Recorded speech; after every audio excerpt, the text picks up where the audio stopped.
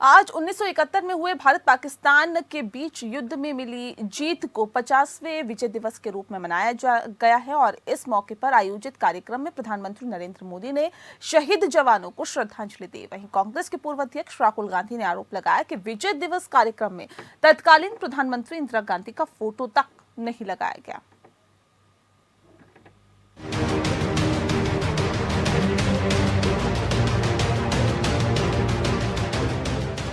1971 के भारत पाकिस्तान युद्ध में बांग्लादेश को मुक्त कराने के लिए 16 दिसंबर को विजय दिवस के रूप में मनाया जाता है।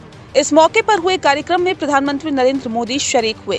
प्रधानमंत्री मोदी ने शहीद हुए वीर जवानों को श्रद्धांजलि दी। पीएम मोदी ने आज राष्ट्रीय युद्ध स्मारक पर स्वर्णिम विजय मशाल के सम्मान कार्यक्रम में हिस्सा लिया। उन्होंने इस दौरान 4 मशालों को राष्ट्रीय युद्ध स्मारक पर प्रचलित मशाल के साथ मिलाया। इन मशालों को देश भर में घुमाया गया था। प्रधानमंत्री मोदी ने इस मौके पर भारतीय सैनिकों के पराक्रम को याद किया। लेकिन विवाद तब पैदा हो गया जब कांग्रेस नेता राहुल गांधी ने विजय दिवस कार्यक्रम में तत्कालीन प्रधानमंत्री इंदिरा गांधी का फोटो इस्तेमाल न होने पर सवाल उठा दिया। उत्तराखंड के देहरादून में कांग्रेस की आयोजित विजय सम्मान रैली को संबोधित करते हुए कांग्रेस नेता राहुल गांधी ने कहा कि जिस महिला ने 32 गोलियां खाई उसका नाम तक लेने में मोदी सरकार डरती है। बांग्लादेश लड़ाई का फंक्शन हुआ है दिल्ली में, उसमें इंदिरा गांधी का नाम तक नहीं है। जिस महिला ने 32 गोली खाई, इस देश के लिए 32 गोली खाई,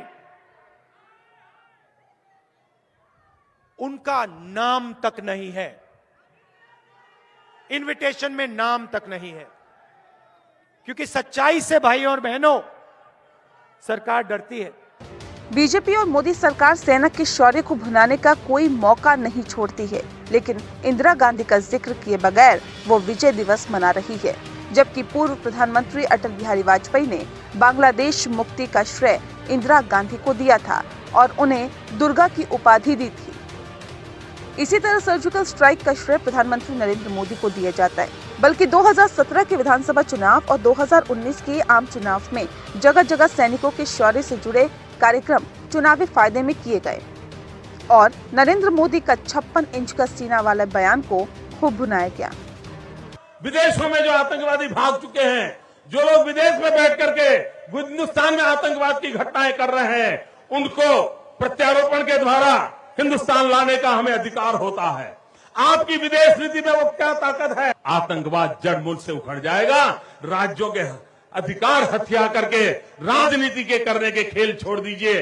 भाइयों बहनों, दिल्ली की सल्तनत के पास मेरे इन सवालों के जवाब नहीं है। दिल्ली की सरकार में वो सीना नहीं है, 46 इंच का सीना लगता है दोस्तों, तब जाकर। अब बीजेपी का मानना है कि ये इंदिरा गांधी की नहीं बल्कि सेना के शौर्य के लिए विजय दिवस मनाया जा रहा है। वहीं हरियाणा के बीजेपी सरकार के मंत्री अनिल विज ने तो शिमला समझौते पर भी सवाल उठाकर एक नया विवाद छेड़ दिया। 1971 में सैनिकों द्वारा युद्ध के मैदान में जीती गई जंग को राजनेता शिमला एग्रीमेंट की टेबल पर हार गए। हमारे पास 90,000 युद्धबंदी थे, POWs थे। अगर हम चाहते तो हम पाकिस्तान से बार्गेन कर सकते थे। हम पाकिस्तान से POK लेने की मांग कर सकते थे, लेकिन हमने ऐसा कुछ नहीं किया और उनके POW वापस कर दिए। लेकिन आज चीन की सीमा पर घुसपैठ को लेकर रक्षा विशेषज्ञ लगातार सवाल उठा रहे हैं। लेकिन विपक्षी दलों का आरोप है कि मोदी सरकार चीन का नाम लेने तक से कतराती है।